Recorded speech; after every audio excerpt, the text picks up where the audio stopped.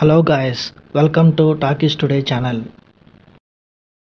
ఈరోజు మనం రీసెంట్గా థియేటర్స్లో రిలీజ్ అయిన సూ ఫ్రమ్ సో అనే మూవీ ఎలా ఉందో డిస్కస్ చేద్దాం. సో వీడియోలోకి వెళ్ళే ముందు మీరు మన ఛానల్ని ఫస్ట్ టైం చూస్తున్నట్టయితే ఒక లైక్ చేయండి, ఒక కామెంట్ చేయండి, అలాగే మన ఛానల్ సబ్స్క్రైబ్ చేసుకోండి. చాలామంది మన ఛానల్ని సబ్స్క్రైబ్ చేసుకోకుండానే వీడియోస్ చూస్తున్నారు గైస్. మీరు సబ్స్క్రైబ్ చేసుకుని చూడడం వల్ల ఛానల్కి ఎంత ఎంకరేజ్మెంట్గా ఉంటుంది. సో సబ్స్క్రైబ్ చేసుకుని వీడియోస్ చూడండి. ఇంకా లేట్ చేయకుండా వీడియోలోకి వెళ్ళిపోదాం. Let's get started. రీసెంట్గా కన్నడలో రిలీజ్ అయ్యి మంచి విజయం సాధించిన సినిమా సూ ఫ్రమ్ సో. ఈ సినిమా తెలుగు డబ్బింగ్ వర్షన్ నిన్న థియేటర్స్లో రిలీజ్ అయింది. కన్నడలో హిట్ అయినట్టుగానే తెలుగులో కూడా హిట్ అయిందో లేదో ఇప్పుడు చూద్దాం రండి. మర్లూరు అనే ఒక చిన్న గ్రామంలో అశోక్కి సులోచన అనే దెయ్యం పట్టిందని ఆ గ్రామ ప్రజలంతా నమ్మడం మొదలు పెడతారు. దీంతో తన కుటుంబం సహా ఆ గ్రామం మొత్తం సులోచన దెబ్బకి భయపడుతూ ఉంటుంది. దీంతో ఈ సమస్య నుంచి బయటపడేయడానికి రంగంలోకి రవణ దిగుతాడు. అక్కడి నుంచి కథ ఎలా మలుపు తిరిగింది, తమకు దగ్గరలో ఉన్న సోమేశ్వర గ్రామానికి ఉన్న లింక్ ఏంటి, చివరికి ఆ దెయ్యం వదిలిందా లేదా, అసలు ఆ దెయ్యం ఎవరు, గ్రామస్తులు ఆ దెయ్యం నుంచి బయటపడ్డారా లేదా, ఈ విషయాలన్నీ తెలుసుకోవాలంటే మీరు ఈ సినిమా చూడాలి. ఈ సినిమా పాజిటివ్ పాయింట్స్ అంటే ఇప్పుడు చూద్దాం. ఈ సినిమా ట్రైలర్ చూసినప్పుడే వాస్తవానికి చాలా దగ్గరగా ఉన్నట్టు అనిపిస్తుంది కథ మొత్తం. ఒక కన్నడ సినిమాలో కాకుండా చాలా రియలిస్టిక్గా కనిపించే కొన్ని మలయాళ సినిమా షేడ్స్ ఈ సినిమాలో కనిపిస్తాయి. మరో ఇంట్రెస్టింగ్గా ఈ సినిమా మొత్తం ఇదే తరహాలో మంచి క్లీన్ అండ్ బ్యూటిఫుల్ విజువల్స్తో చాలా వాస్తవానికి తగ్గట్టుగా నరేషన్ ఉండడం అనేది చాలా మంచిగా అనిపిస్తుంది.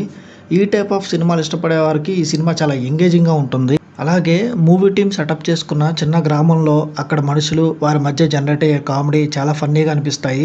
ముఖ్యంగా సెకండ్ హాఫ్లో తీసుకున్న ఎలిమెంట్స్ అన్నీ బాగున్నాయి. రవణ పాత్రలో సునీల్ గౌతమ్ అదరగొట్టారు.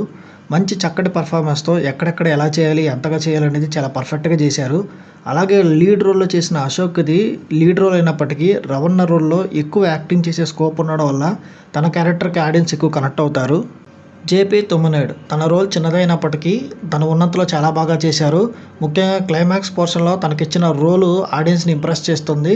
ఇక వీడితో పాటు సినిమాలో నటించిన మిగతా నటీనటులంతా వాళ్ళ పరిధి మేరకు వాళ్ళు బాగానే నటించారు.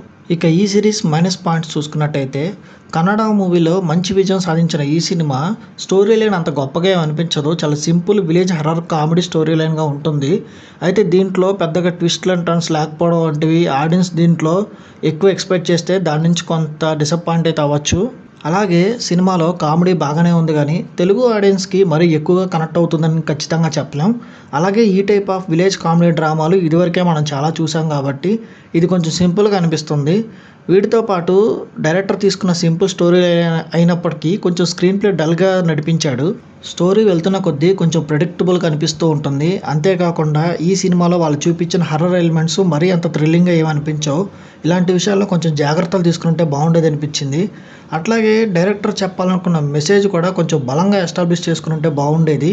ఇంకా వీటితో పాటు లీడ్ రోల్ చేసిన అశోక్ సినిమాలో కొంత సమయం తర్వాత సైడ్ క్యారెక్టర్ అయిపోయినట్టుగా అనిపిస్తుంది. మొత్తం సినిమా అంతా రవణ సైడ్కి వెళ్ళిపోతుంది. ఇది కొంచెం మిస్ఫైర్ అయినట్టు అనిపిస్తుంది. ఇంకా కొన్ని పాత్రలు కూడా సినిమాలో అనవసరంగా వచ్చాయేమో అన్నట్టుగా అనిపిస్తూ ఉంటాయి. ఇంకా ఈ సినిమా టెక్నికల్ డిపార్ట్మెంట్స్ విషయం చూసుకుంటే ఈ సినిమా ప్రొడక్షన్ వాల్యూస్ చాలా రిచ్గా ఉన్నాయి. మంచి విలేజ్ సెటప్ని వాళ్ళు సెట్ చేసుకున్నారు. దానికి తగ్గట్టుగా మంచి కెమెరా పనితనం అనేది చూపించారు. మంచి మంచి లొకేషన్స్, ఆ విలేజ్ని చాలా అద్భుతంగా చూపించారు. ఇంకా ఈ సినిమాకి సంబంధించి మ్యూజిక్ కూడా చాలా బాగుంది.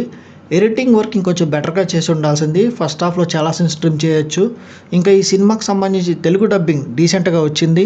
ఇంకా డైరెక్టర్ జేపీ తను ఏదైతే స్టోరీ అనుకున్నారో దాన్ని హర్రర్ బ్యాక్డ్రాప్లో ఒక మెసేజ్ ఇచ్చేలాగా తీయాలని చెప్పాలని అనుకున్నారు. దాన్ని తెరకెక్కించడంలో ఆయన కొంతవరకు సక్సెస్ అయ్యారనే చెప్పచ్చు. కొంచెం స్క్రీన్ ప్లే పరంగా జాగ్రత్తలు తీసుకుని ఉంటే బాగుండేది అనిపించింది. ఓవరాల్గా చూసుకున్నట్టయితే ఈ సూ ఫ్రమ్ సో ఒక మంచి హర్రర్ కామెడీ సినిమా అని చెప్పచ్చు. డీసెంట్ మెసేజ్ అట్లాగే comedy elements, horror elements mix అయి ఉన్న ఈ సినిమా ఆడియన్స్ని ఇంప్రెస్ చేయడంలో కొంతవరకు సక్సెస్ అయిందని చెప్పచ్చు. ఇంకా ఈ సినిమాలో వచ్చే కామెడీ సీన్స్ కానీ, సినిమాలో కనిపించే న్యాచురల్ సెటప్స్ కానీ ఆడియన్స్ని ఇంప్రెస్ చేస్తాయి. హర్రర్ కామెడీ డ్రామాగా తెరకెక్కిన ఈ సినిమాలో ట్విస్ట్ అండ్ టర్న్స్ ఎక్స్పెక్ట్ చేసిన వాళ్ళు కొంత డిసప్పాయింట్ అయ్యే అవకాశం అయితే ఉంది. ఈ టైప్ ఆఫ్ హర్రర్ కామెడీ సినిమాలు ఇష్టపడే వాళ్ళకి ఈ సినిమా ఖచ్చితంగా నచ్చుతుంది. ఈ సినిమాకి మన టాకీస్ టుడే ఛానల్ వాళ్ళు ఇస్తున్న రివ్యూ 2.75/5. ఇది నా ఒపీనియన్ మాత్రమే. ఈ సినిమాని మీరు ఆల్రెడీ చూసినట్టయితే ఈ సినిమా మీకు ఎలా అనిపించింది అనేది కింద కామెంట్ సెక్షన్లో మెన్షన్ చేయండి. ఇంకా ఎవరైనా మన ఛానల్ సబ్స్క్రైబ్ చేసుకోకపోతే ఇప్పుడే సబ్స్క్రైబ్ చేసుకోండి. ఇది వాళ్ళ వీడియో గైస్. మళ్ళీ ఇంకొక మంచి వీడియోతో మీ ముందుకు వస్తాను. Thanks for watching. జై హింద్.